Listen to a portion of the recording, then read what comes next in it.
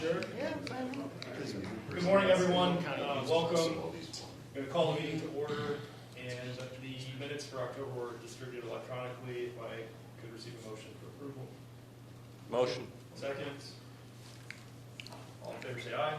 Aye. Standing reports, program agency report. Conference is in full swing. The lineup is up on the table there for your taking. Registrations are open. Got a few vendors already submitted, and we got a couple sponsors already. Always looking for more sponsors and more vendors. If you know of anyone that might be interested, just contact the office.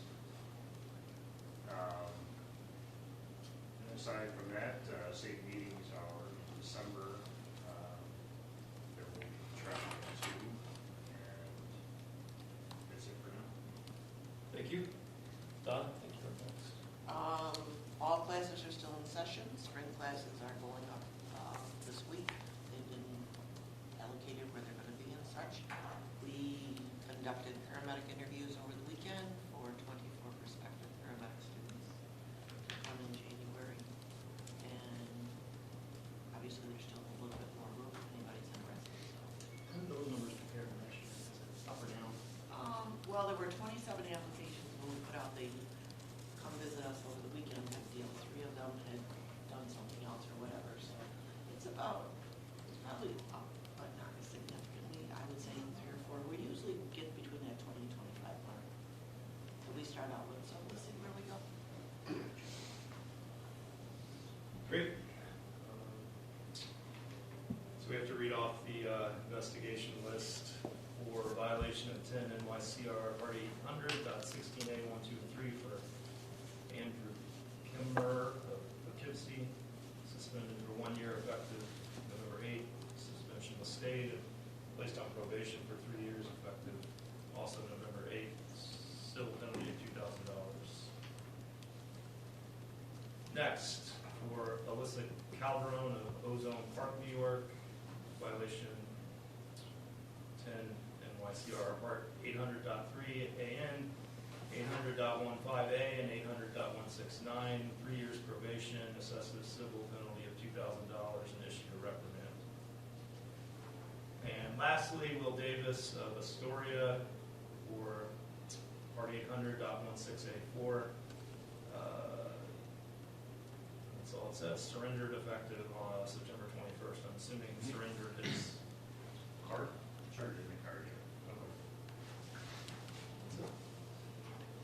I believe on the agenda is medical director report. So my component of that, I'll just comment that regionally, I think you're all aware we have capacity issues at all of the systems, including the pediatric systems, which hasn't traditionally been so much of an issue. In conversations with Dr. Van Riot, the PICU attending at the university, I'm reassured that they will still be able to respond to patients at the spoke hospitals, that pediatric patients that truly are in stress. But the ask, as I see it, is that we may be tasked with keeping the asthmatic or the bronchiolitic for a little bit more time than we are used to, and seeing if we can get them to turn around, much as they're asking their own ER. I'll speak for both of our hospitals. Right now, we've been busier than pre-COVID over the last 4 to 5 months, running significant capacity issues at the nursing homes, and that impacts what is happening in the hospitals and getting patients out, which impacts the emergency departments and boarding. And then compounded on that, staffing. We have 3 full-time nurses right now at Geneva General Hospital in the emergency department. The rest are agency. We did have some foresight. There's an agency called Avant, which we've had tremendous success with, nurses from the Philippines. This is something that we instituted pre-COVID, and they've worked out incredibly well, so they've become kind of part of the community. I'm sure that you've all seen them if you've been into the ERs. But that's all I have. A lot of those are really good nurses. Yeah. They're working. I don't think Matt Talbot's here. No. Or are these the ED director? Oh, medical director. I'm one of And, 3. and I'm guessing you mean Osborne? Yeah, I didn't know. Because Matt Talbot's up there. So that Talbot's here. I think to add to that with the pediatric theme of, transports. So one of the things that U of R has is they have a pediatric transport team, that they'll send down, for the really sick kids. And there's going to be a balance, to kind of put out to the providers. There is going to be this balance between patients that are too sick to wait to go to a tertiary care hospital, but also those patients that don't need like a specialized transport team, and will go by ground, and it may take us just a little bit out, I don't want to say our comfort zone, but our regular type patients, for transferring some of these, moderately sick kids. So if we can put out to the agencies, to providers, to kind of, maybe a time to review pediatric, transport, pediatric emergencies, for the critical, critical care paramedics, review the material, because they may be taking patients that are, like I said, maybe outside their comfort zone. That's it. Dr. Sarah? I guess the members that are here for the RSI committee will just kind of huddle after the REMAC meeting quickly, starting to. Sorry, do you want to do this? I can do this. No, I was sending an email Oh. about the meeting. But We'll start the process for an RSI course in probably early second quarter next year. It's the usual rigmarole of canvassing agencies to see if they want to be RSI agencies, canvassing tags to do the course, and then figuring out what the format's going to be, how we're going to fund it, and where it's going to be. So hopefully after this meeting we'll be able to do some background work, maybe even get canvas letters out by mid-December, and have solid plans by early January. And that's about it, right? yeah, I was just sending an email out to set up a meeting for December, but we can do it after the meeting. Yeah. Yeah, I know I've been approached by some people about a RSI class, so we're gonna get that tidied up and hopefully have something to come back to in January. Yeah. Great, thank you. Mike, anything additional? I know we had to table the committee meeting. It was just next on the agenda. Yeah, no, Okay. everything was The set. only thing I would ask is, can we get all the RSI agencies to provide current, accurate provider lists? Typically, that's what we do when we have the course. We normally ask them for But I the know there's a lot that. of people that have left agencies Yep.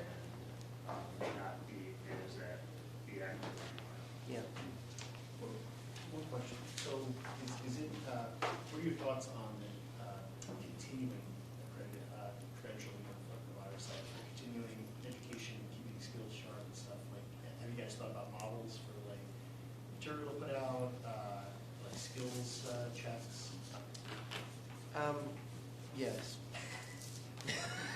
No, I think that Because I'd like So to have that continuing- by I mean, agencies, but I want to keep it. it's a little frustrating because continuing medical education for EMS education in general is just you research every 3 years, right? And nationally you register every 2. They ask you the same questions and give you the same test, and you pass it again. I don't think that there's a significant benefit to doing that for experienced paramedics. I mean, most paramedics in this room can answer the ACLS test without even looking at the questions these days because they've memorized the letters. B. So, pardon? B. B. Abacadabra, right?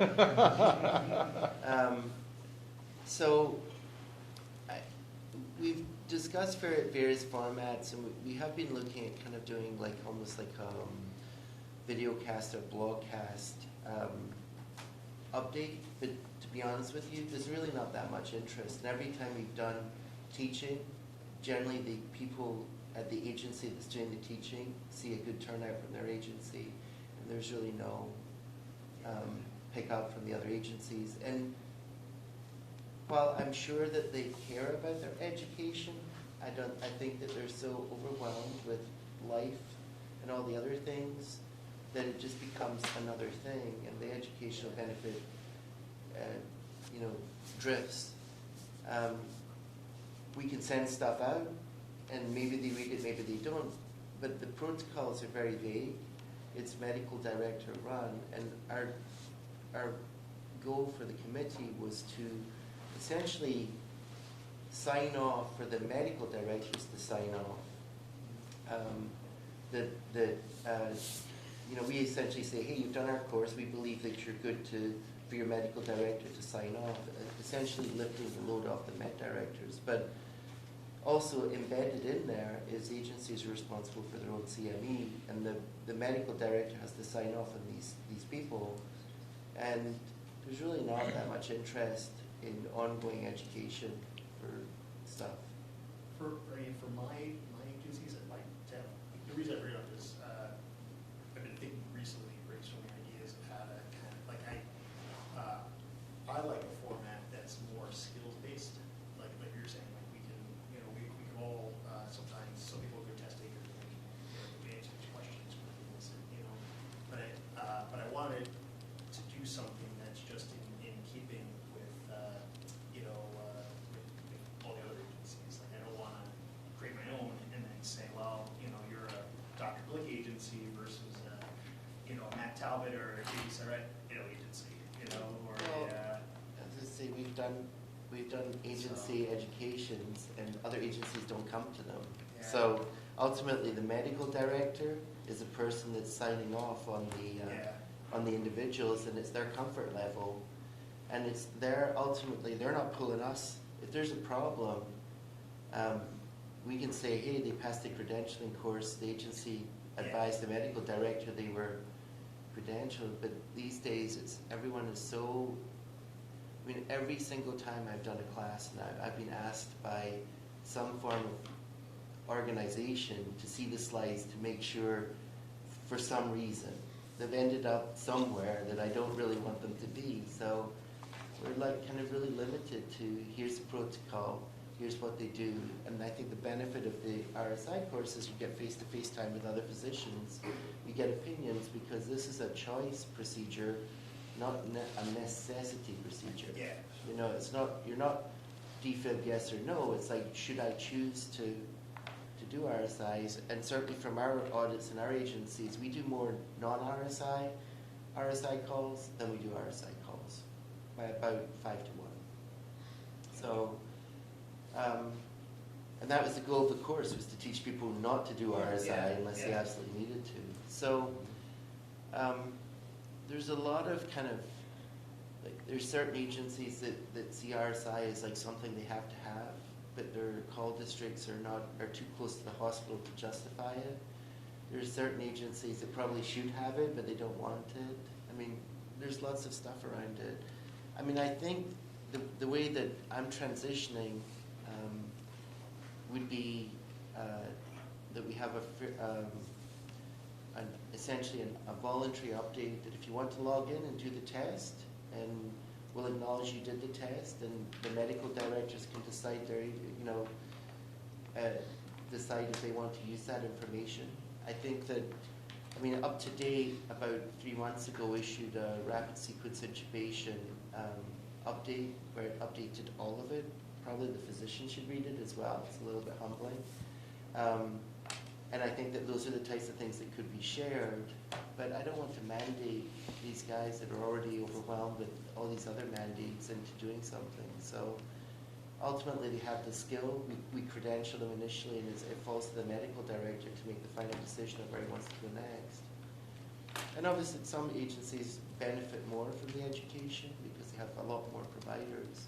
There's always been a resistance for paying for courses, and there's always been a resistance for paying. And we had this ridiculous discussion that we had a system that we could use that would put out essentially a video blog that either you, me, or Matt could record 10 minutes. It's going to cost about $5 per person, including a test and a certificate that you printed out yourself. We didn't provide the paper, and there was already resistance from agencies that they didn't want to spend $5 per person.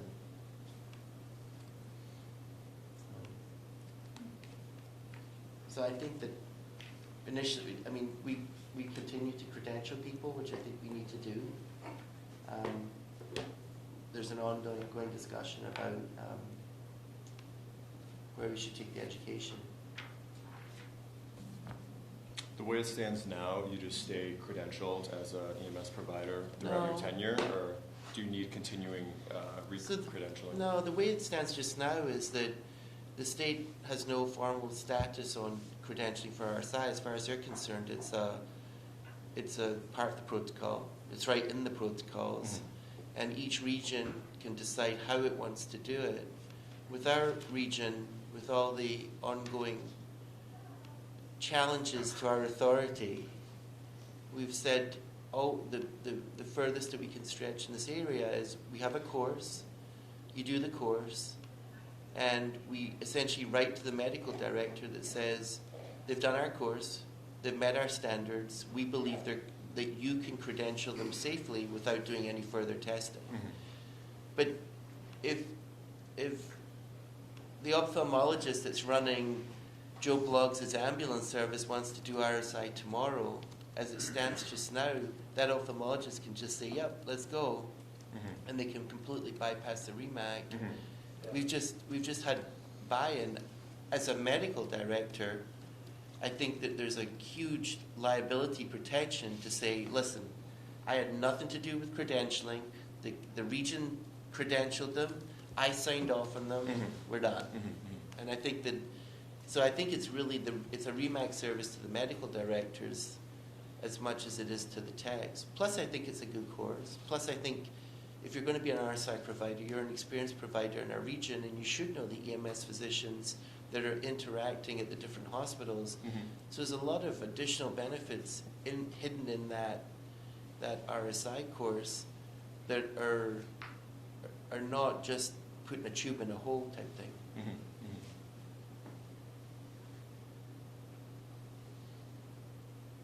I mean, and I know that Al had the question about should all interfacility transport providers be able to RSI, and the answer is yes, because if they're transporting an intubated patient and they twist the wrong way, or they have a seizure and pull the tube out and they don't have a way of getting it back in, that's a huge issue. And it was kind of left as we probably should consider some form of interfacility. That's a different tube to put in, right? Because they've already been intubated, you know their stomach's empty, or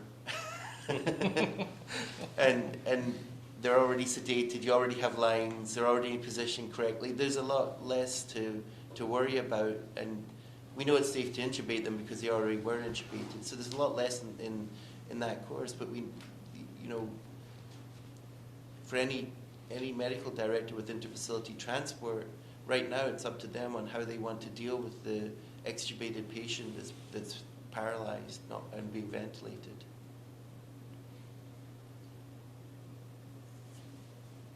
Right, that's my interpretation as Jamie laid out, that if an agency were to say we're not going to participate with the region's RSI program and their medical director signed off on it, they would be able to do so, correct? Correct. I was half listening, but yes. So I think what Jamie's saying is the region can no longer credential RSI providers, so it's up to the agency. You guys are providing a recommendation or the standard that, and all you're saying is that they met the standard. If you want to credential them to be an RSI provider, here you go. Can we tie that into the paramedic course then? Put your class, add it 2 days to the paramedic class, so every provider that comes out there has already had that training? So the recommendation from the region is that that was not a procedure that we recommended inexperienced providers doing upfront. Well, they still have the training is what I'm saying, instead of waiting for a year and a half or whenever we get the classes together, because I attended 2 of your RSI classes and both of them were different, and I understand COVID threw a huge kink into that. I'm just wondering if you could include it in the paramedic program to get those people the training and that All right, it thing. should already Can I be, just interject? It's already in there. Theoretically, they should be learning that because it is in the protocols. So Right. they should be getting that education as part of their program. And I think the other issue is that not necessarily all paramedics that are functioning in the system come out of their program. Correct. So, Our students get it because we do the difficult airway right, class in right, class, that's but not all paramedic programs with that. correct.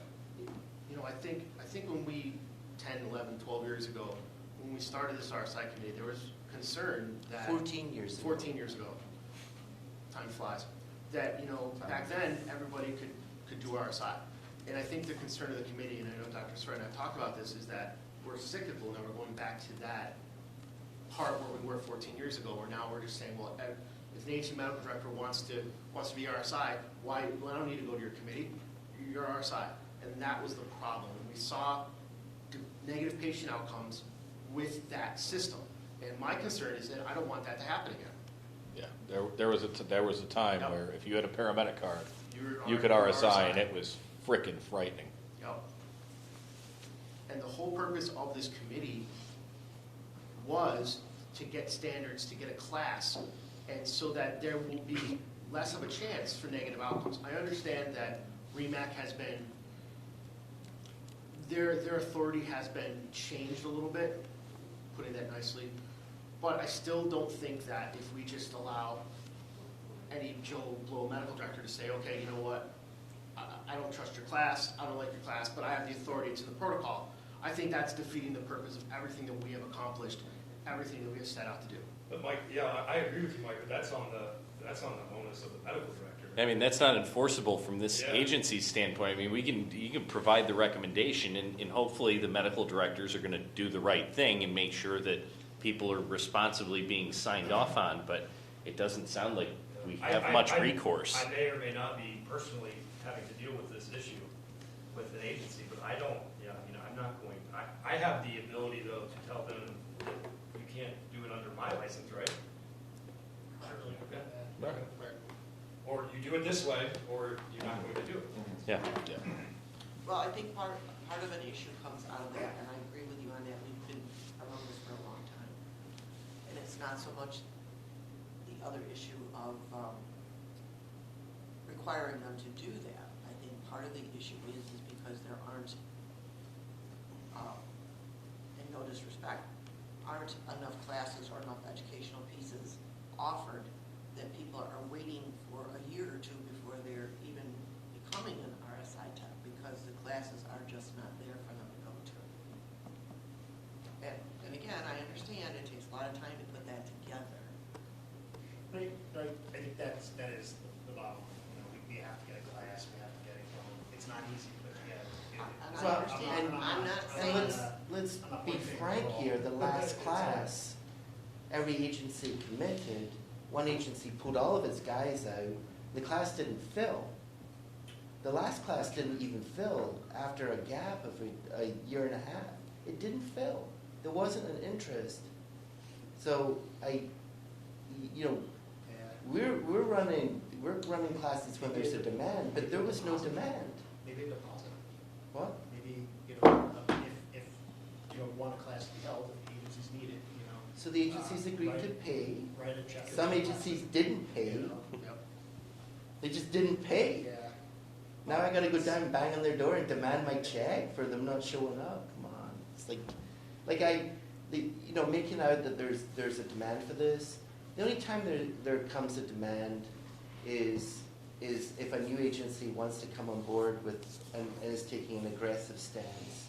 That's the real driving force behind classes. We've had people that have done half a class and not shown up for the other half. We've done, the deferral rate is horrible. We have people that they're given, pretest stuff that they blow out in the pretest. Like, we give them this stuff months in advance and they blow out. There's not the engagement. What Al says is interesting, but not necessarily true.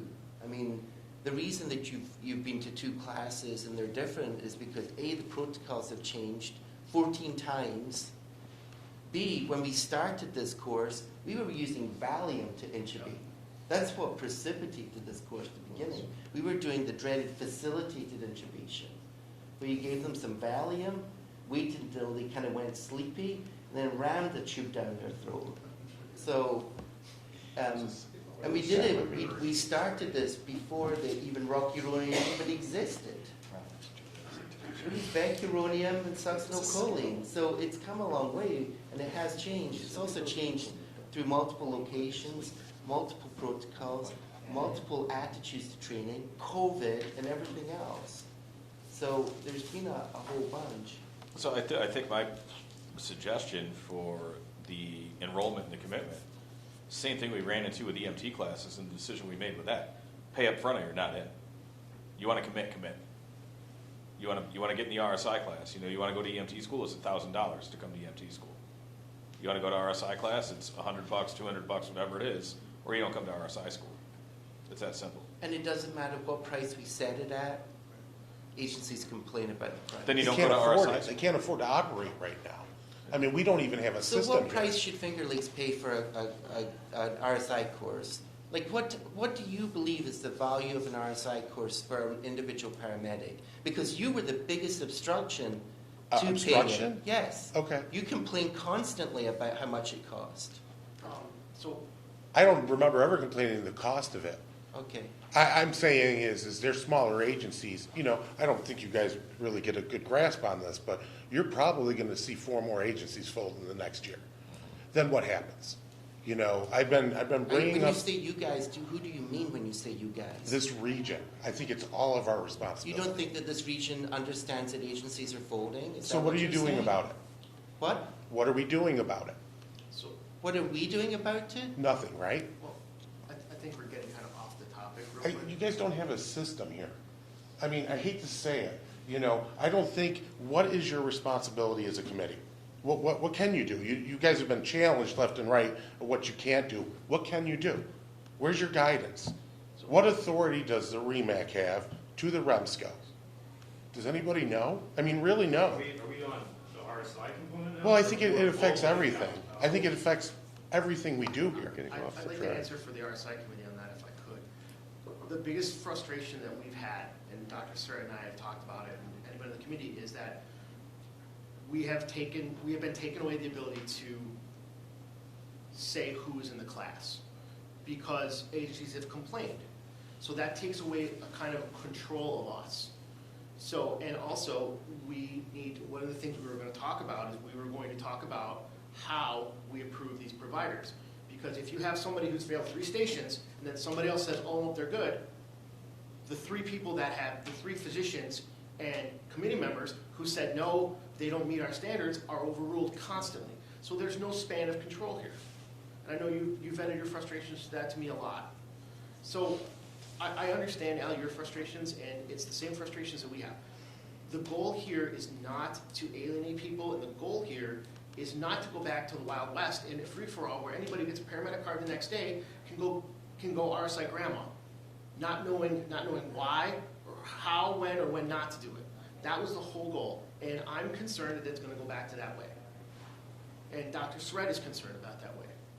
And we've had numerous obstacles and roadblocks, payment, all this stuff, and there's really no good answer. But it's not that we're not trying. It's not that I'm not trying as a committee chairman. It's not that Dr. Surratt's not trying as a medical director. It's not that any of the committee members are trying. It's just there's a lot of obstacles, and sometimes we can't climb those obstacles. Does that make sense? I'm not disagreeing with you. What I'm saying is there is no standard in this region. Basically, any ambulance service can do whatever they want based on their medical director and what they feel is adequate to their care. So how can we resolve that in this? We understand that. Okay, so what can you do? What authority does the REMAC have? That's what I'm asking. Yeah. So you guys can make recommendations. Is that what the REMAC does? In this region, that would appear to be what the belief is, yes. And that seems to be supported by the state. So he pointed a finger at you, Brian, so. I did, I am not the state. Yeah. No, but I mean, is that an answer you can find out for this committee? What is their authority? What can they do? I think that, so, well, the issue is, it's what the regional council, I mean, the regional council has reportables that they're supposed to, from the state, that they're supposed to provide, okay? The REMAC is a subcommittee of the regional council, okay? And so it's a, you know. Well, what's enforceable by, so according to New York State, what is enforceable by the REMAC and REMSC? REMAC, we're an advisory committee. We are, So we're an we advisory advise. committee. This So- is not a regulatory So committee. So Right. what powers does REMSC have, does the committee have? Because it has to be, if it's a government appointed, either we advise New York State, and New York State enforce it on a regular basis, or we enforce it. So what's New York State, I hate to be blunt, but what's New York State doing to help us enforce these things? Nothing. Because we're advisors to the state, basically. We're advisors locally, but people can say F you, and we can, sorry, I just recorded. But the state ultimately is the only one that has power and authority. So, Actually, like, what has correct. New York State been saying about this? So Because actually, 3 you years guys ago, we posed a report question to for the state in writing. to and the we never state got an council. answer. And we can't be the only region in this situation. You're not, and some regions choose to just continue with business as usual and ignore that and do what they want to do, and other regions actually recognize the fact that there's no enforcement there, and have learned from the lessons learned from this region. It's a very difficult situation. There's no real good answer, only because, like, there's still, because of the issue still being litigated, there's a good word for it. I don't think really anyone is willing to say or make a decision to say that this is what's going to happen. So are we, I mean, realistically, are we in a holding pattern until that's? I would say yes. I mean, just take RSI, for instance, and there's multiple other issues that this could apply to, but as a region, as the REMAC, if we make a recommendation that this is our standard for RSI, and it is whatever it is, and a lot of work has gone into this way before me, from, Mike and Jamie and other people. I've been at the education. It's, the physicians spend the entire day there for not, I don't know what it was, like $100 or whatever, like an honorarium. So the intent, I think, is good. I mean, we're there. There's a very small set of physicians in this region that are participating with EMS education. If we say that that's the standard, I mean, that's, it just, that's. So, The Is it ideal goal advisement? This committee has a pretty large representation of medical control for Yeah. the agency. Yeah. So if this committee agrees to the terms and the philosophies of this group, you would think that then you got the. I get that, but it goes back to the medical director. It's not. But at that it's not point, the it's an region. advisory, and we don't have the ability to But enforce. the agency medical director does have that ability, and if these guys are agency medical directors, they have that. But if there's an agency medical director that does not agree with whatever the Yeah. determination And what if is, agency A says, I don't like the way that you're going about this? at the moment, Fire they can do you. their thing. I mean, it doesn't sound like there's really any recourse there. So, It I seems mean, like the only thing that is enforceable is if you break Part 800, there's an enforcement group from New York State that can choose or not choose to investigate and charge you. That's the enforcement, that's the extent of the enforcement. As long as you don't break the protocols, you technically don't break Part 800. And the control of the protocols is wrestled at the state level by the collaborative protocols, which your region may or may not choose to follow. So basically what you're saying is that if agency A says, you know what, I want to be RSI and I really don't care what you think, they can be RSI and we have enough. And as long as they don't break the protocols, then there's no enforceability from New York Even State. if And they they're just med- changed the protocols to Even take if- even even if they're medical more directors, indications doesn't out it? of the RSI. They actually took altered level Well, consciousness no, out. they shouldn't be doing that. But this body cannot say, no, your agency can't be RSI, you don't meet this, and this. We can't do that, correct? Well, actually, this body can because Okay. RSI is, if regionally approved to do so. Correct. in And, protocols. but it needs to be a policy, not a protocol. You can't change protocol, but you can write policy based on your regional. So that's a different answer then, if we come up That's with a completely, policy yeah. that states So- that you have to do X, Y, Z to be RSI certified, that is enforceable?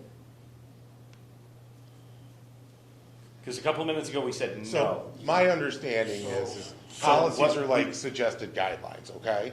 So if you don't follow that policy, you have to justify why you did it. So- And to me, if somebody doesn't follow policy of the REMSC, because this would go from the REMAC to the REMSC for approval, it gets put out there throughout the region, that this is what we expect, or you guys expect. And if somebody doesn't follow it, it takes you guys out of the mix. Honestly, it doesn't get you in the middle of, well, who regulates this, who doesn't regulate this? Who cares? This is your advisory, this is the policy of the region. You know, it may not be, how do I put this, legally enforceable, but boy, it's sure gonna be civilly enforceable when something goes wrong. And I think that's where we gotta look at this. You know, I understand there's been a lot of challenges in this region, and I think people are learning a lot, but I've been here for 3 years now, and honestly, what's come out of here? Except we're all stressed, we're all overworked, you guys are giving more time than you have, all of you, all of us. We aren't working together, and we have some significant issues ahead of us. And if we can't measure the standard of EMS in this region, how are you gonna fix that? Because right now, stuff that's affecting EMS is now leaving us. It is now being handled by counties and administrators and town councilmen who don't know EMS, who've never been educated on where's your money come from? You know, the cost associated with this stuff. People keeping their insurance checks. And that's been in at least 4 bills in the last 10 years. And these agencies, the bottom line, it comes down to money. I hate to say that. We know all our EMS providers are very dedicated, very passionate, want to go out and help. But when there's no control of this, everything goes sideways, and it's happening. And statistically, we can show what's happening. Our response times are crap in a lot of areas. You know, agencies, you don't know if in or out of service. You don't know their capabilities. You got areas that want to cover their primary territory that they're responsible, and I don't mean what's on your COA. I mean what's agreed to for response areas, that aren't doing it, and it's affecting other agencies. I'm all about data, not opinions. You know, I like the opinions. Let's find the data to support them. Let's move on. But statistics that are out there are scary. I mean, really scary. We are putting providers in, we talked about pediatrics. I can think of 2 calls that Finger Lakes did that, in all honesty, we should have never done. We weren't capable to transport these patients. You know, pediatrics, critical. And a lot of these hospitals don't see that. A lot of the MDs and these physicians, their biggest thing is, we got to get them out the door. We got to get them out the door. And that's a lot of issues on our end, on the provider's end, because they don't handle critical peds calls all the time. You know, we got a peds truck out of Rochester that can come down and get them. That's 2 hours away, easy. You know, and these hospitals don't want these patients, can't manage these patients, have other critical patients. So Al, I would take exception to that. I think that we can, speaking for myself, I feel comfortable that my physicians can manage a critical pediatric patient for a period of time. I mean, we're not suited to admit patients to a PICU. Right, no, I got that. And you just said that your agency took a kid that you weren't, in all honesty, you shouldn't have taken. I was Maybe you not- have to draw the line at a management level. If you're transporting patients you shouldn't be transporting. Well, you need to get your medical directors involved in those Oh, discussions. and because we're all working through those Because I problems. guarantee you that LifeNet don't take off if they don't feel comfortable that they can get the patient from A to B. I know Mercy Flight do it, and I know my agencies that do transfers do it as well. So we draw the line at doing unsafe things, which is what you just said. You shouldn't have taken that patient, and you did. I felt we shouldn't have taken that patient. I found out after, and we're looking into that. You know, but there's serious issues going on here. And if there's no system to measure it and see how we're performing as a region, it's just a free-for-all. And I like the idea that, you know, Jamie, you and I, we agree on things, we disagree on things, but there's always good communications there, you know, for both our points. I think you get better when you have these conversations. Nobody's discussing this stuff. You know, that's, to me, is very concerning, very concerning. So if I'm responsible for our area, a certain area, I will focus on that. But what about the agencies outside our area that are suffering? I mean, I've told you guys, we're looking at 2,300 ALS or 2,300 mutual aid calls this year. 2,300, 22% of our total call volume. How can we continue doing that and survive? Because I can't. There's no planning. There's no justification. You know, I've worked the last, 3 Saturday nights-ish? Something like that, yeah. You know, and I can tell you that we've had response times 48 minutes to calls for mutual aid for a multitude of reasons.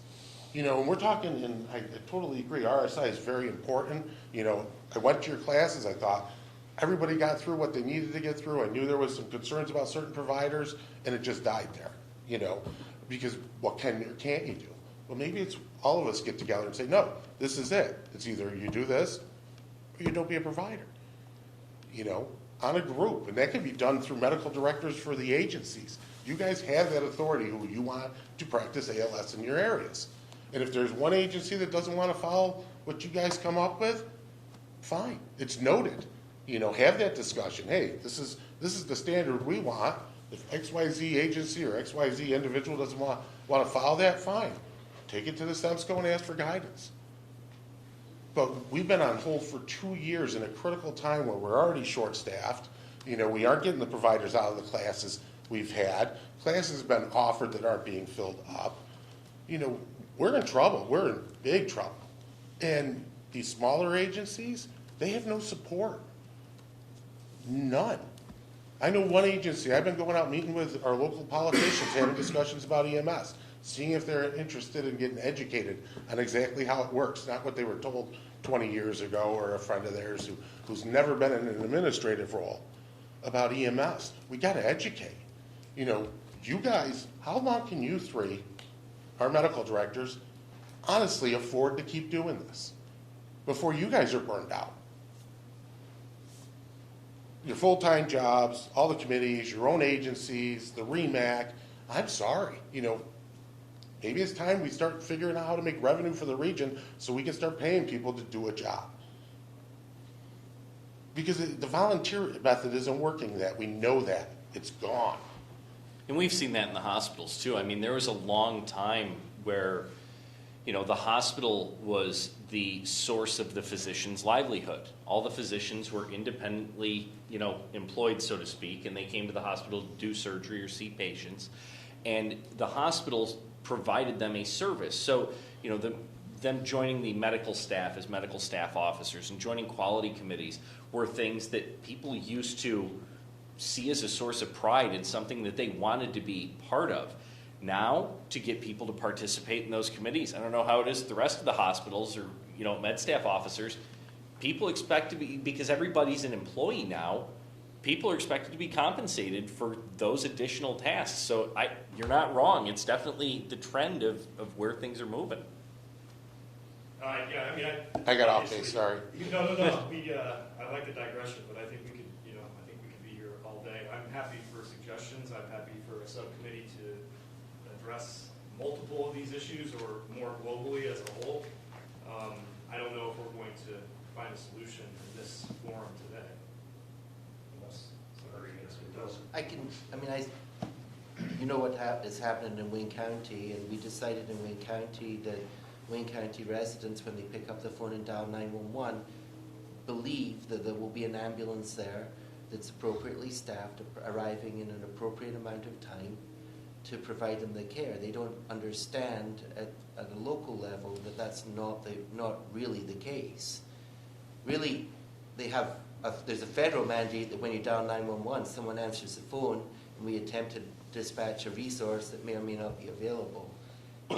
But we decided as a county that people believe that to be an important, necessary service, and progressed at the county level to figure out a system to provide that, which is still growing. I don't know if the answer is at the regional level, because of the way that EMS has developed over the last 20 to 25, 30, 40 years in New York State. But we did have these discussions with the politicians. We believe we have the politicians on board, but only at the county level. And every county's different. I get that. But they have no authority. They really don't. Who? The politicians. The politicians are funding a huge EMS program in Wayne County.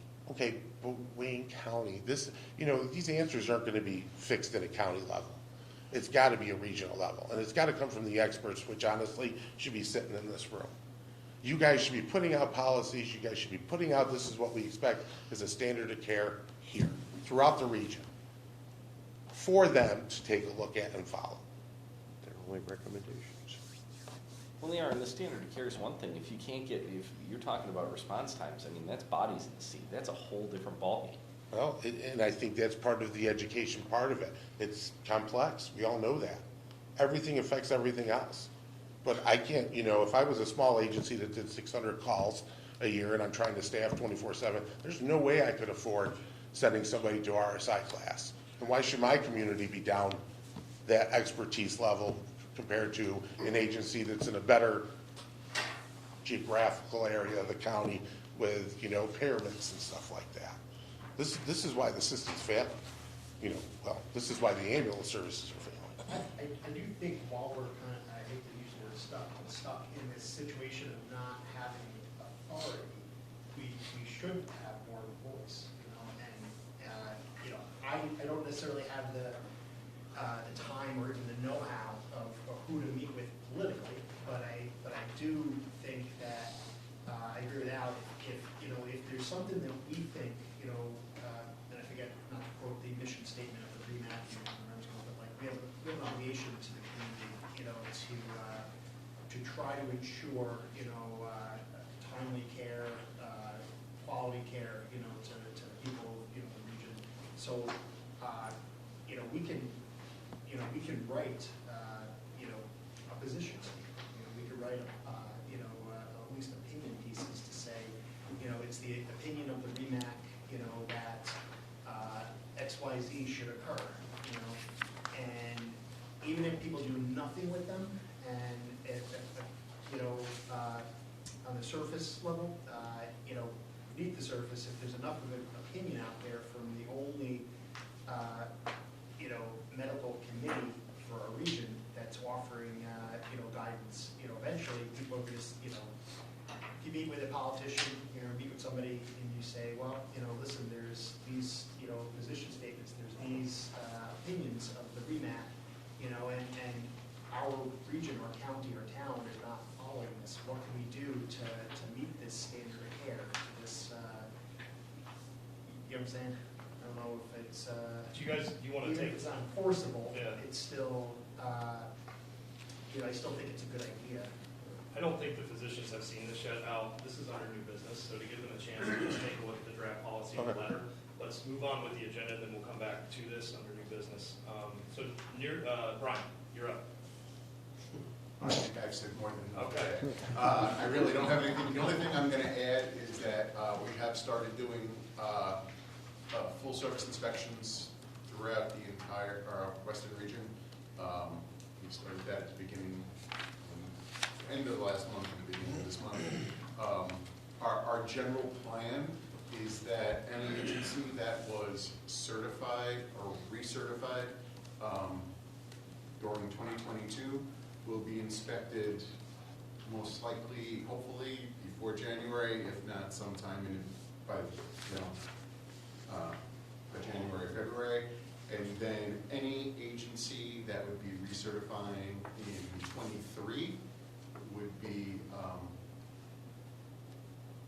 they would submit their recertification paperwork, and then the following month, they would be getting their annual inspections. And then the inspections would catch up at the end of 2023, and then it would be every 2 years after your paperwork is submitted. That's pretty much it. And just a caveat on that, kind of goes back to, Al's discussion, as things changing. There's several tag committees at the state level that are looking at statutory and regulatory changes. Nothing that's gone forward for like publication yet, but they're actively doing that. Great, thank you. Mercy Clay. Yeah, so we have an upcoming webinar on December 8th. If anyone's looking for CME credits, it's 3 credits. It's free. They can do it from their house. I have 2 of the 3 topics settled. So one of them is going to be a fire-related discussion with Terry Taylor. One of them is going to be an airway discussion with Dr. Galton. And then the third one is to be determined. We're still trying to nail it down. The only other big news we have is we now have another new CEO. We've changed directions. We've gone a different way, and it is Aaron Reese. So most of you know her. Congrats to Aaron. Congrats and condolences. You don't want to comment on our prison visit? Yeah, that was, I'm happy to be on this side of it. Life back up. We have certainly seen an uptick as well in the pediatric patient transport population. And just to kind of pigtail on that, prostaglandin is a medication that is frequently used for these congenital heart neonates and pediatrics. And we have encountered some facilities that do not carry prostaglandin. So we would probably be soliciting every hospital in the region to see if you actually carry it or not. There is actually a agreement with one of the North Country hospitals that doesn't have it for us to be able to pick it up from a hospital up there that does if we are requested to do so. We have a very close working relationship with the upstate NICU and NICU transport teams. They are very much not going out themselves, and they're relying on air medical to do these transports for them. So whether it's us or Mercy Flight, you're going to be seeing a large uptick of air medical response for your picking patients. So there is that. And we also are in the midst of our CAMS reaccreditation. Our visit is in 2 weeks, and we expect a full reaccreditation. Great, thank you. I guess we'll start to my left with ground agencies and go around. If there's anything to report. Go ahead. We've been getting a couple of requests from some of the local hospitals for what I would call soft diversions. Some phone calls. Hey, we're kind of busy. If you could have your crews not bring patients here, we're not on diversion yet, but if you could have your crews not bring patients here, that would be great. That's a real gray area for us. It's a no area. Yeah, it's pretty much a no area. You're either on diversion or So you're you're not. on diversion or no? Right. So if you could pass it along to your colleagues at the hospitals, if those phone calls could stop, that would be great, because you're either on diversion or you're not on diversion. Well, can I clarify what that means? Because I don't really understand. I thought we actually have diversion in this area. Well, you don't, but if you go on diversion, you have to call the state and get a, Right. there's a whole This is the surge and hospital. flex operation. Right, but we're, For the surge and flex component. right, we actually got a phone call from a local hospital yesterday saying, hey, we're kind of busy, but we don't want to go on diversion yet, so if you could just have your crews maybe not bring patients here unless they're critical, that would be wonderful. I just brought up. I'm like, no.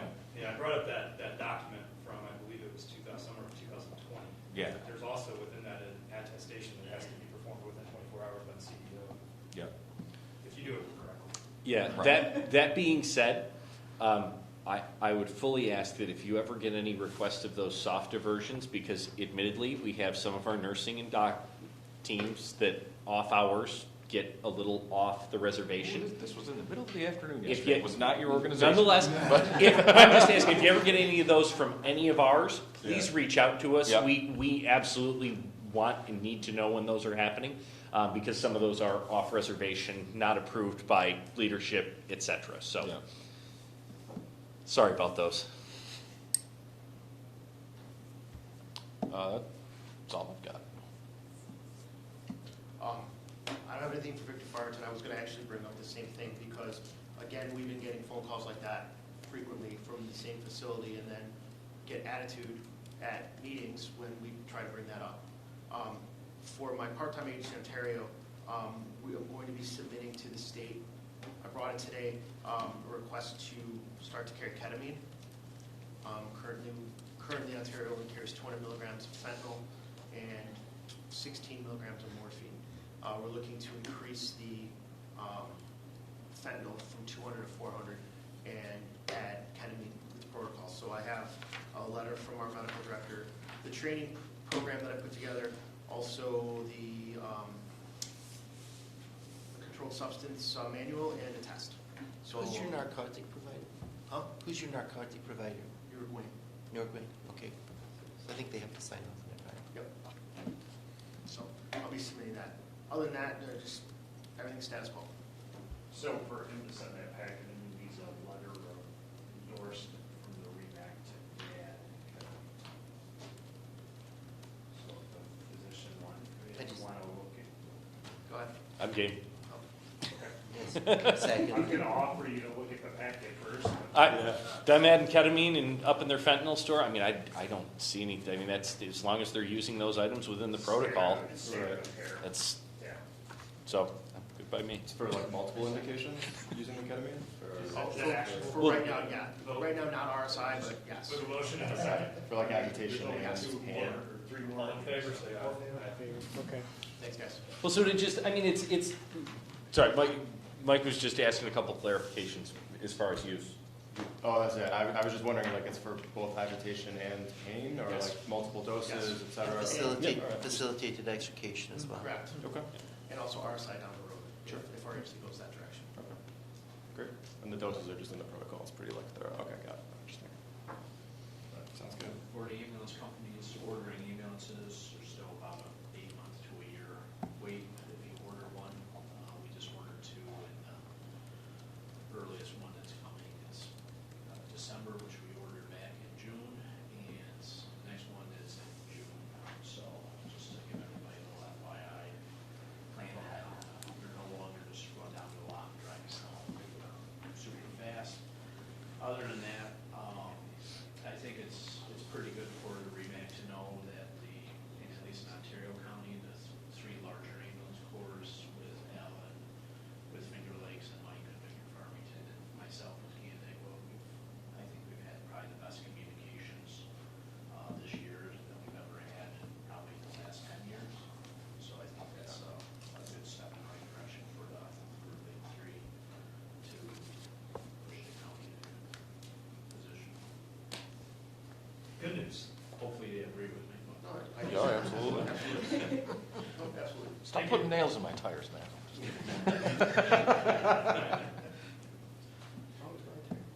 So the big news of the week, yesterday the legislature in Ames County approved us to file for municipal CON to start a ground service in June. Based out of? Everywhere in Ames County. All everywhere. Every corner's gonna have an ambulance on it. Hey, I got connections, man. Is Cayuga doing that in, Yes. in Schuyler? They partnered with Schuyler County. They're Yeah. partnered with Yeah. Schuyler County. Yes. Yeah. So Schuyler Ambulance is still, Schuyler County is a municipal CON. They have a CON. And they have- contracted with health system to provide the staffing. got it. John? Seneca County, at least the north half, has been very busy. We've seen a large uptick in critical patients in the last month. Luckily, Geneva General has been very kind in both the pharmacy department and the ED department in facilitating some of the drug shortages and equipment and providers. So I'm curious to see where we're going to go with the RSI training, because I know I've got a couple of providers that are interested in seeking accreditation as well, because we've seen a large uptick in airway emergencies.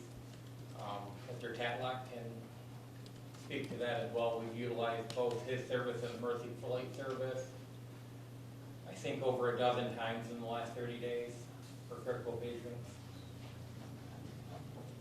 Just as a matter of, if you're experiencing, any agency that experiences shortages for drugs, let us know so we can reach out to the collaborative protocol group and see if there's any alternative medications that maybe you guys can get a hold of.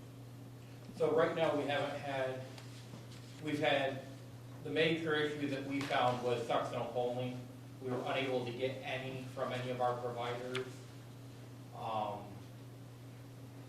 Other than that, it's mostly been, we've been receiving short-dated stuff, which has only compounded our issues with operational cost.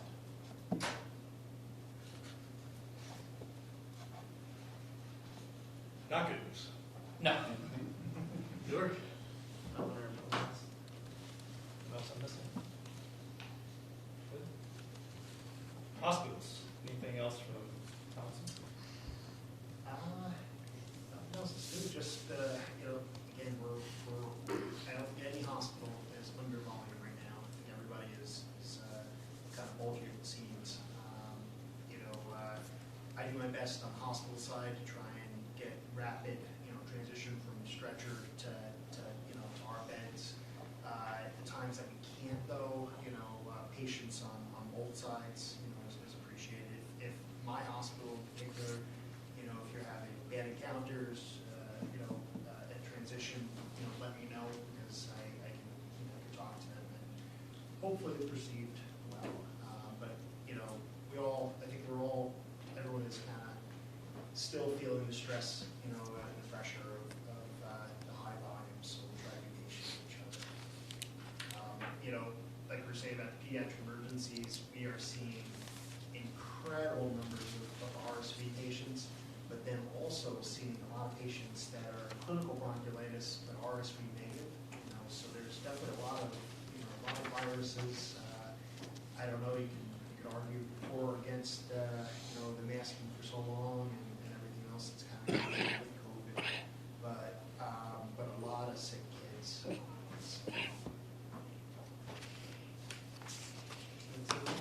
Clifton Springs, Dr. Coleman? Just continuing to hit challenges. Our most recent with the new ED is getting the DOH in to inspect things. We're really hopeful to be opening the doors in the next couple months. We could really use the space, and the new space is beautiful. So we're really hoping to get there soon, and we'll get an updated email out via the REMAC communication as soon as we've got that for you. Other than that, we had our busiest month in 10 years last month, and bursting at the seams, about accurate. But other than that, again, I just echo the comment of any issues you guys are having interactions with staff. Please bring those to our attention, and happy to track those down. Great, thanks. Newark? We're trying to get the advanced EMT students to rotate with both our providers and our nurses, which I feel like will be beneficial on both ends in terms of more hands for us, and you learn more by teaching, and some more ED experience for them, as we were discussing at the last meeting. So. I have nothing additional. We have no old business, new business, Geneva Fire Department, BLSFR. So the Geneva Fire Department has submitted an application to become a BLSFR unit, and all the paperwork seems to be in order. Dr. Flick is the medical director, and Major League Ambulance being the provider, the ambulance provider for that system. And just looking for an endorsement from the REMAC so I can send the packet. Motion second. All in favor, say aye. Trauma triage, Mike.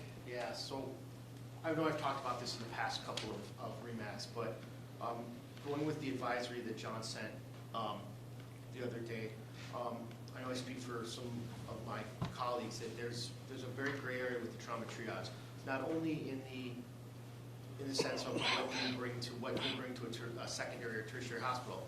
But, you know, there's a lot of frustrations on providers' ends because you're now being told we have to call for any trauma criteria. Number one, the trauma criteria changes, and number two, we get chastised and verbally yelled at for following the rule, and then there's no consistency, or there's no consistency period with trauma triage, whether it's in Strong or in the region. So I don't know how to fix this, but I just wanted to bring to the attention that if you're telling me that I have to call for any trauma criteria in any patient. Who's telling you that, Mike?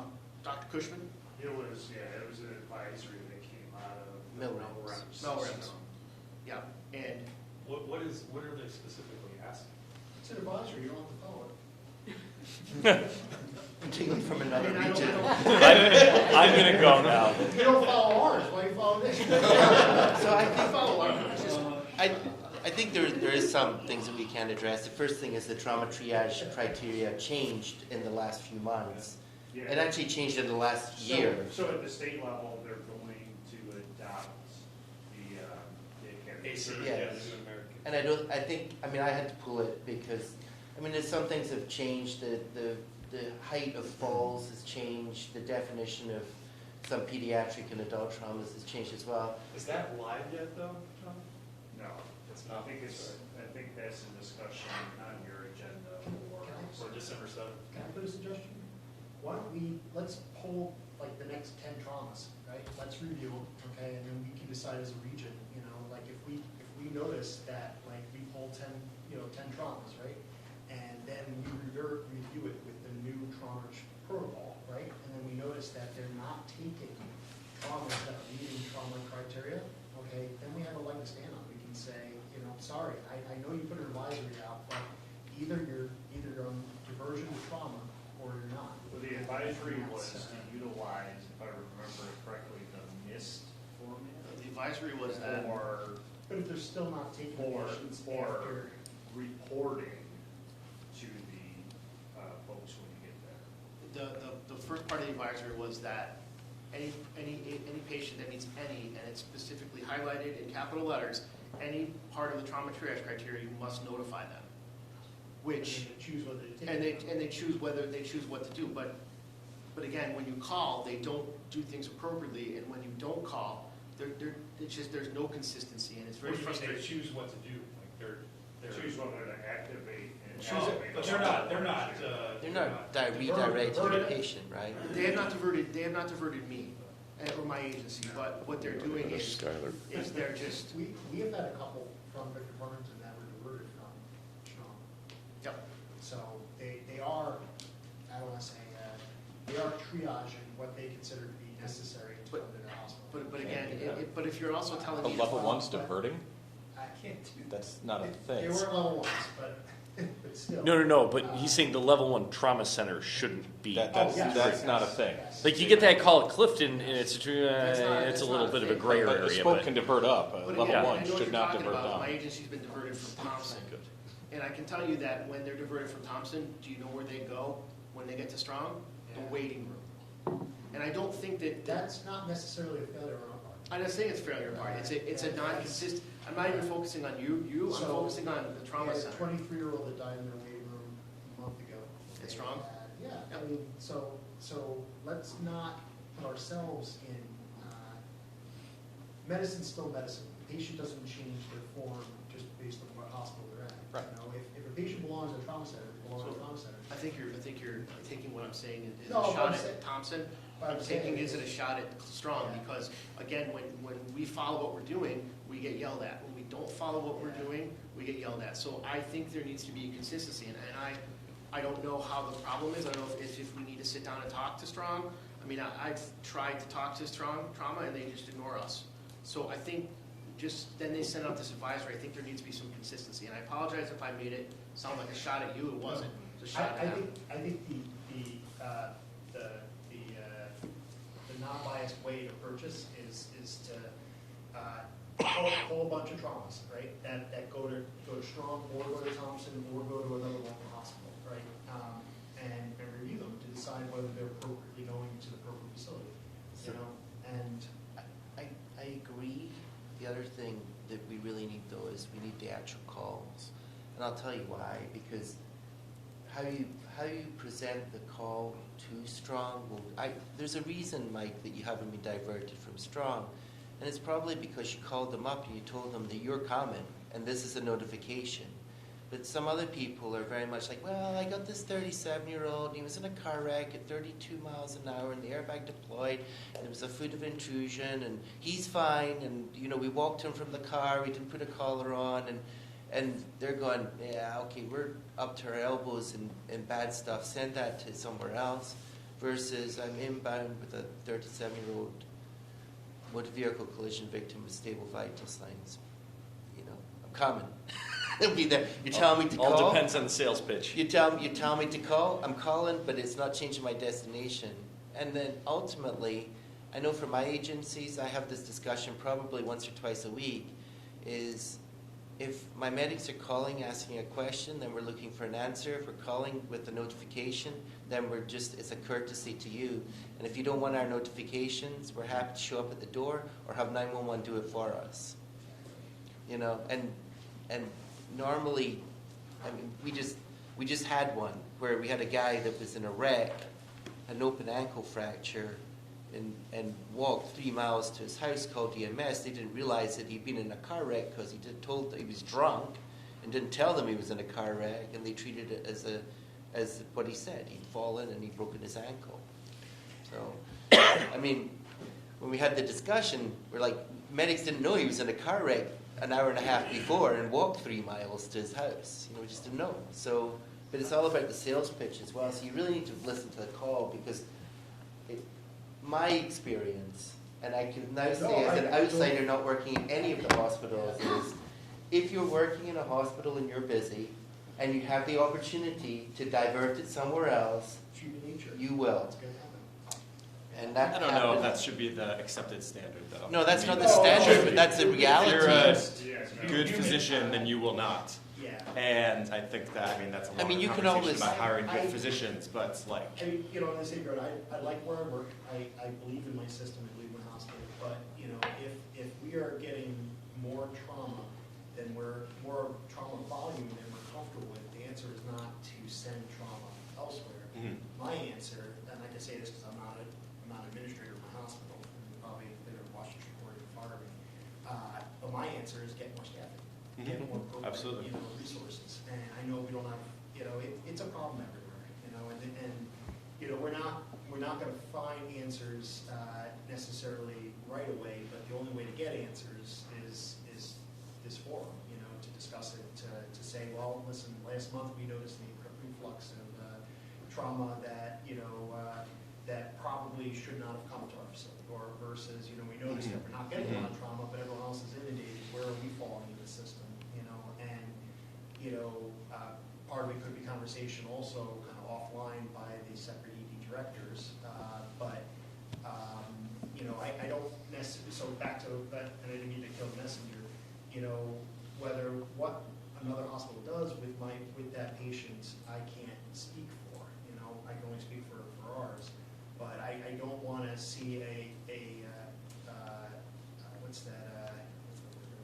drift in the standard of care, because in our area, you know, we known as the Rochester, you know, suburban area, you know, for having bad trauma outcomes because, you know, because Strong left people on stretchers and didn't want to take the report or you know, vice versa.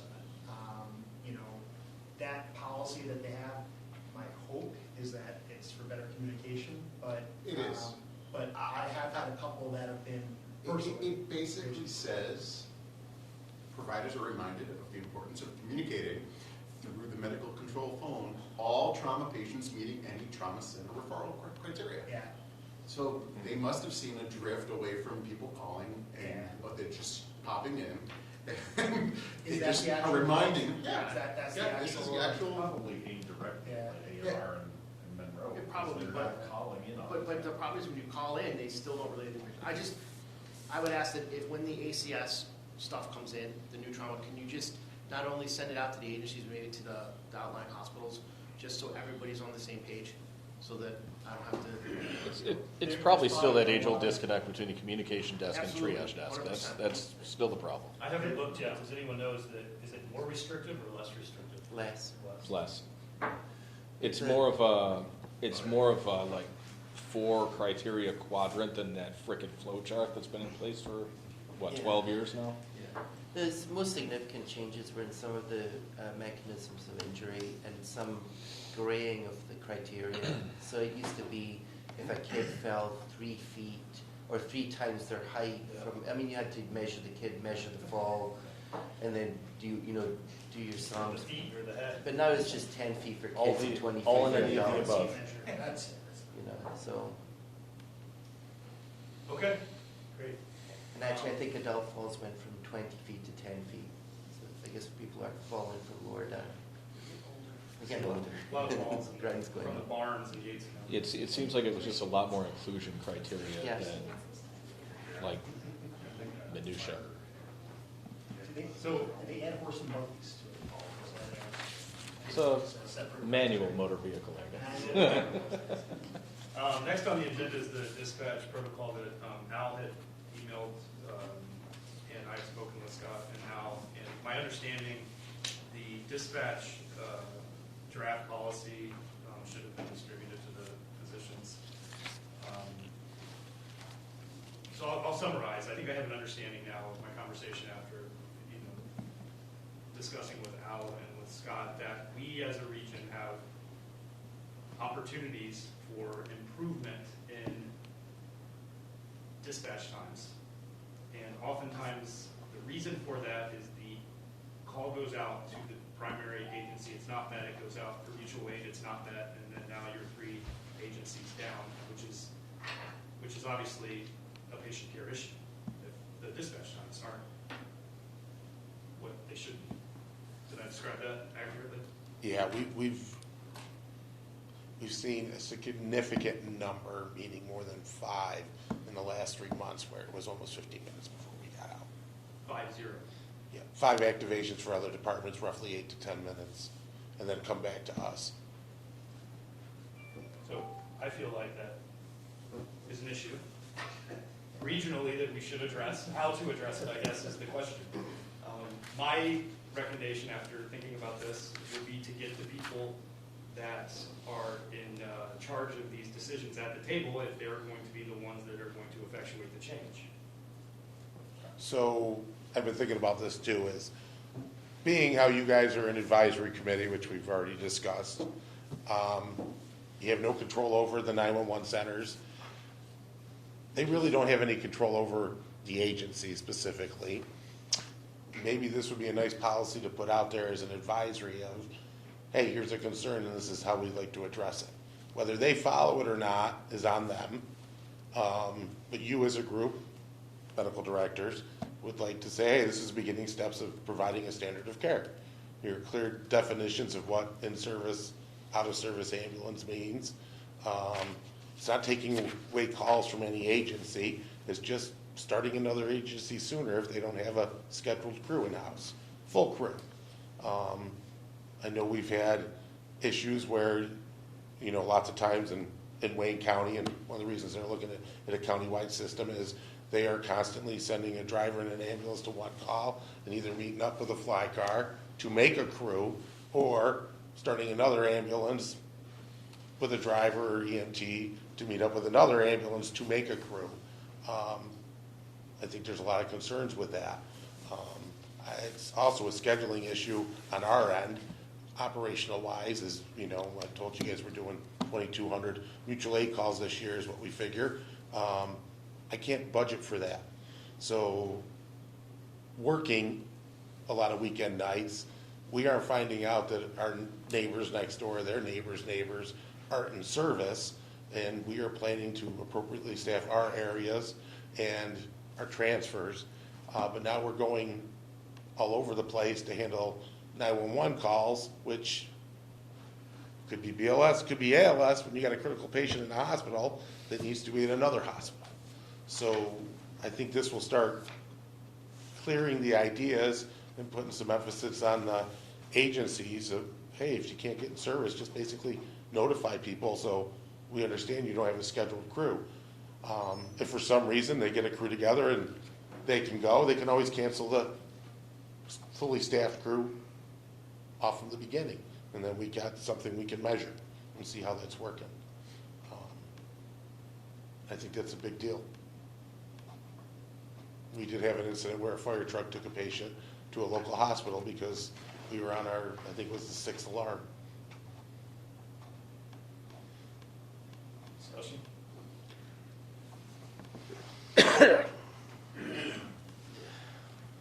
This is actually a huge document because it covers multiple federal, state, and local statutes. Where?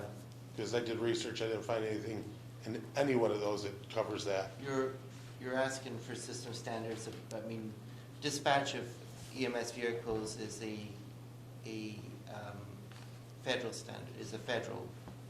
To dispatch, right, this Right. meets that standard.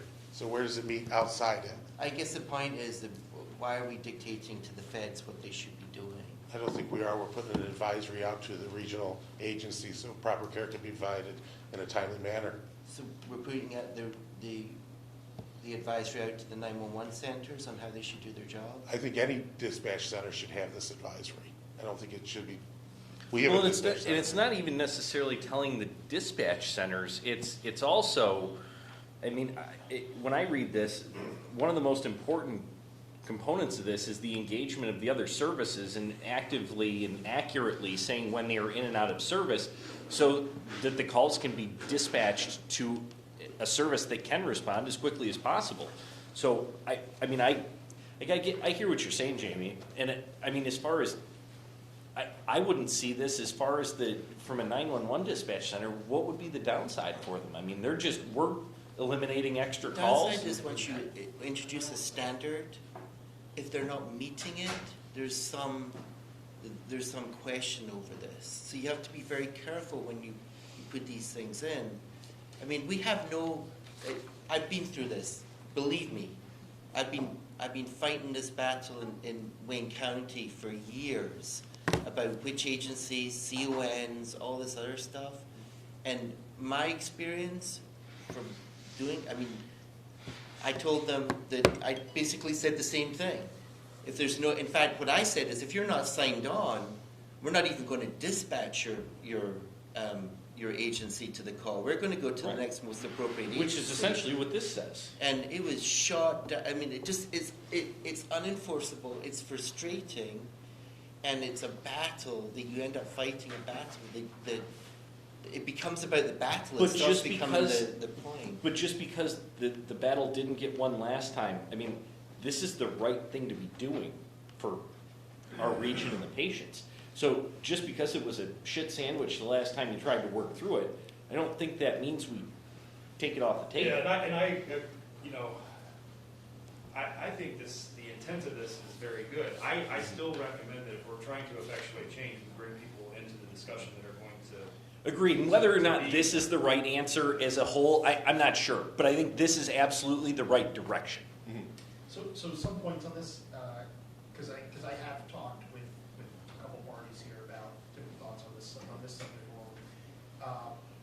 First of all, this is this document is not a final document that anyone here is looking to say, all right, everybody put your stamp on it, let's go with this today.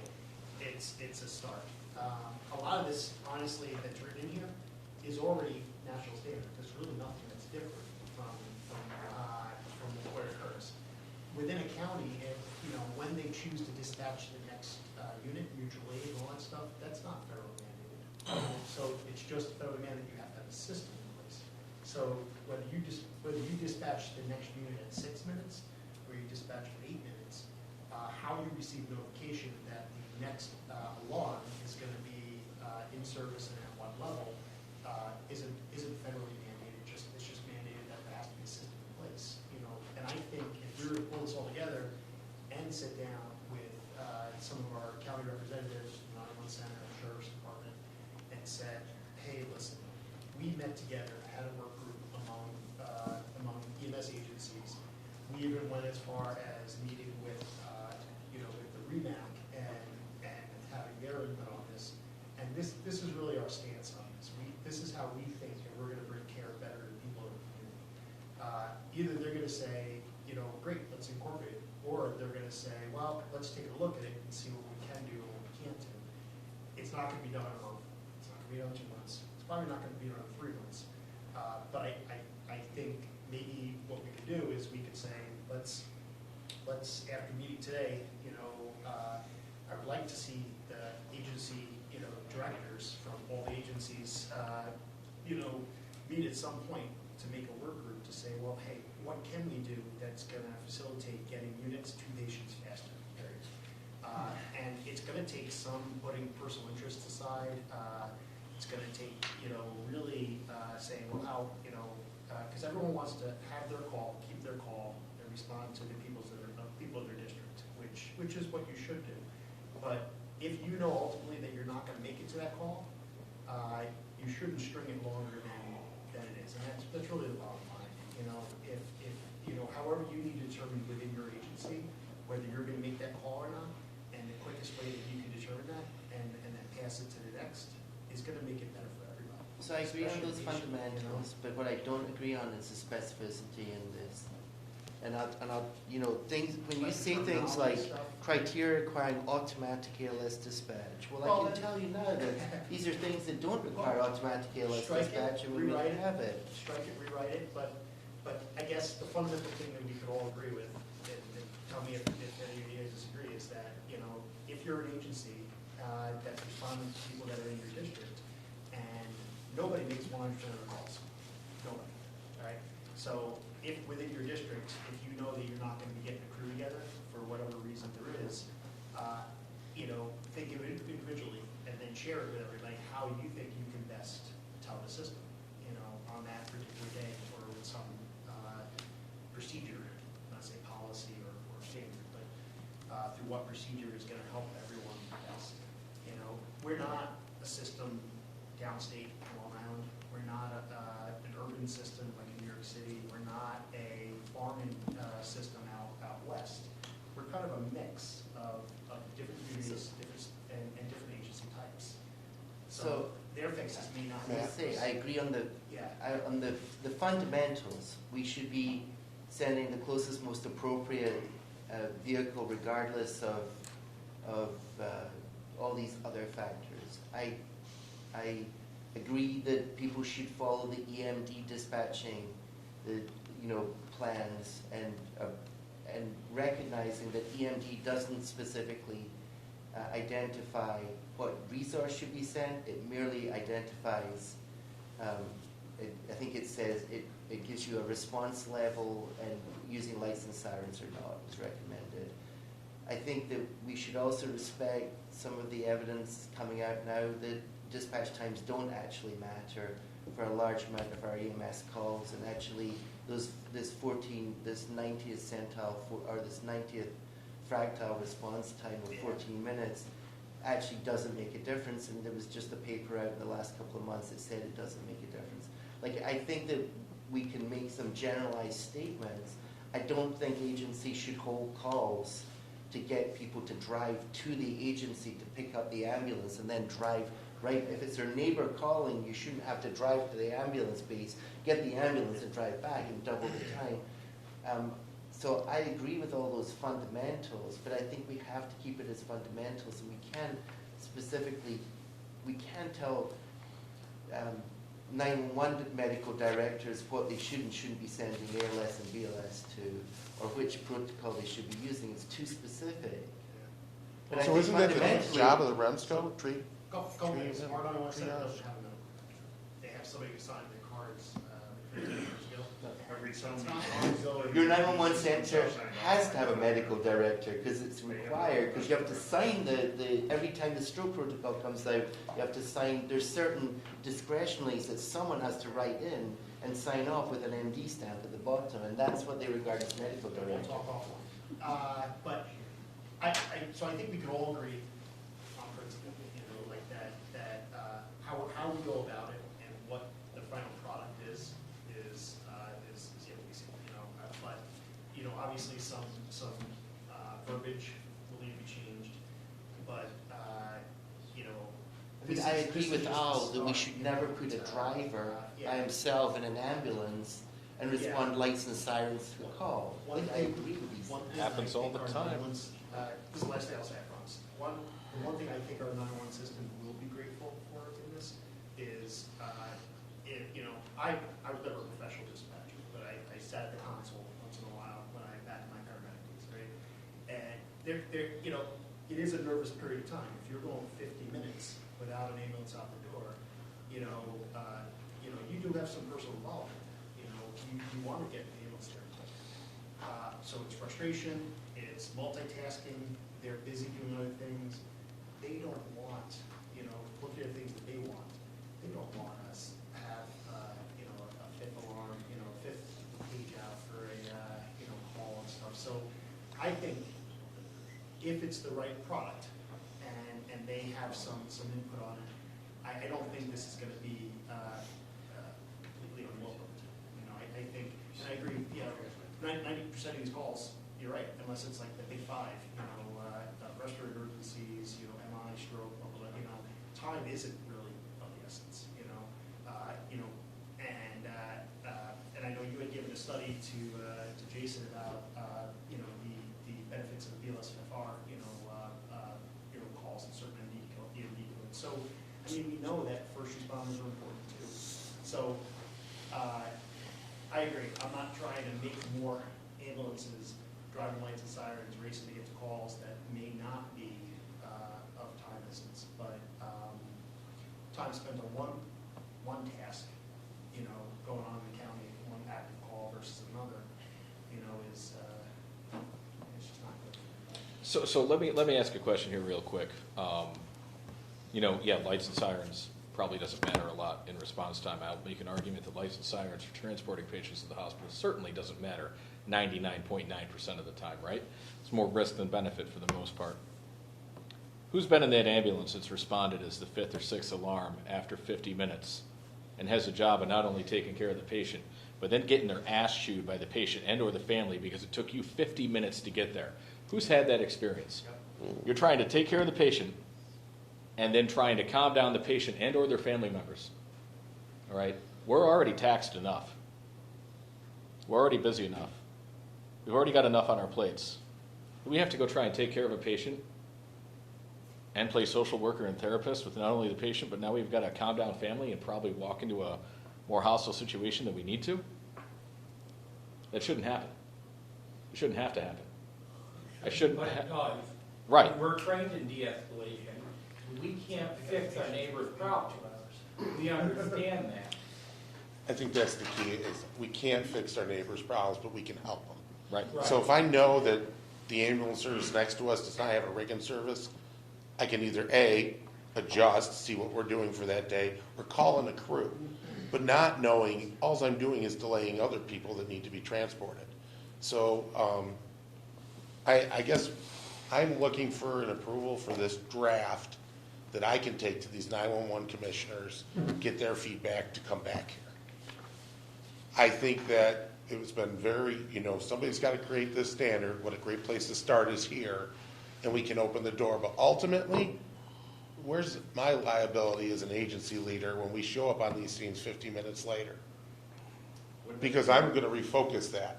Wouldn't it be more worthwhile to start with the 911 centers themselves and say, hey, what are your capabilities, and then what can we do together? That's the kind of communication we're working on. So I've already met with two of them. Like, this means nothing if they don't have the capability. In the end, that's my recommendation. I don't know if we're gonna get a motion without a comment period. Some of the docs, I've seen it, Jamie is in agreement with a lot of the specifics in that. I don't think this is going to. Well, I'm also speaking as the 911 medical director for Wayne County. We do have one, and I do sign these things every year. But I agree with the intent, and I agree that there should be work that goes into this that we can improve, and I'm happy to be part of that group and put my time into it. So my personal feeling is this can't wait, because can't wait forever. I'm fine with a timeline, assign somebody who's going to be responsible to follow this up. But this was brought up almost 16 months ago at one point. We talked about this. I can tell you if mutual aid keeps going on for us, we're going to focus on our own agencies. I can't keep tripping over other agencies and supporting them when I can't budget appropriately, because if I continue to do this, Finger Lakes won't be here. And my guess is the smaller agencies that are only doing 500, 600 calls, we already know they're struggling, and they're doing whatever they can trying to get out the door. Something's got to give. Now, I'm not disagreeing with what you're saying, I'm just saying the process, this is Okay. a draft policy, to move this forward at this committee. So what would be the next? What's the next step? What's the next step? Should we make, should we make a work group within us to come up with some ideas and then meet with 911 centers? Should we meet No, I with think, 911 center? I personally feel that the 911 centers and EMS coordinators should be part of that. Yeah, I was gonna say, why don't we I'll be include, tomorrow with them, I mean, I'm not. this is- Oh, yeah, no, I get that. should we include the EMS advisory board as well? Our advisory board is going to meet on this. Yep. And we're going to be discussing it. I've talked with the new administrators coming in, and we will be able to make changes. But there's also some value of not having too many folks in that discussion, because that really dilutes the discussion. And as far as the REMSCO rep to the SEMSCO, I'll tell you, we are discussing this at the state level as well. This is not just at the regional level. We are talking that there is a massive disconnect between EMS and 911 dispatchers across the 911 dispatch centers across the state, and that there needs to be some kind of local, not local, but statewide oversight of EMD throughout New York State, and not just, at the local county level. But I think it's going to fall down on you guys anyways. Just for that, It is. So let me send out Absolutely. an invite, a survey monkey, invite, try to get some dates that are popping up, and when we get a meeting scheduled for, mid-December, we can do it virtually, if necessary. Well, I mean, if you want good engagement, just scheduling something a few weeks out during the holidays, I mean, that's going to be tough enough as is, so I think you're Yeah. probably going to be best off with something remote, but. and the bottom line is this for agencies that are medium or smaller size, I don't want to put fear out there that this will not. It's just about healthy reporting and communication. It's not going to result in less calls run by any agencies. It's just about limiting the delay between, prioritizing resources.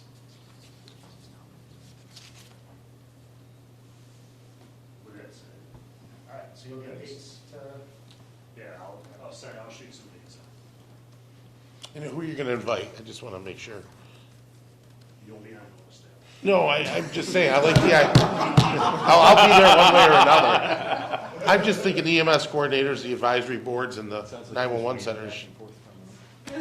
That's what I had. I had 911 centers, EMS coordinators, the REMAC docs, Perfect. and then a few of our agency leaders. Sounds like a party. Good? Will there be food? Everybody that's in the room. If it's virtual, no. Last bring last it on on. the agenda is potentially moving the meeting to January 24th. Yeah.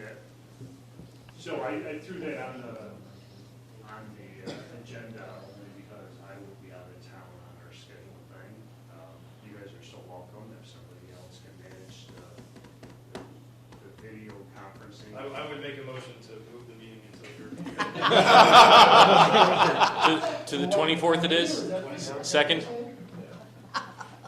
Far enough out that I can manage to plan for it. Good with that? Yep. All right, any further discussion? Just if anyone's interested, I'm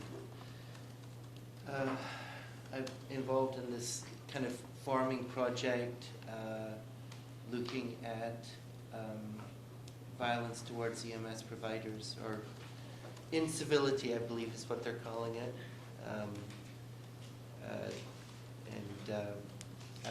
We'll probably be recruiting agencies to collect some initial data, both on incivility from patients, from family members, from hospital providers, and from co-workers in the back of the ambulance during the call. So if people are interested, they should speak to me afterwards. Great, thank you. Motion for adjournment. Second. Thanks, guys. Full motions.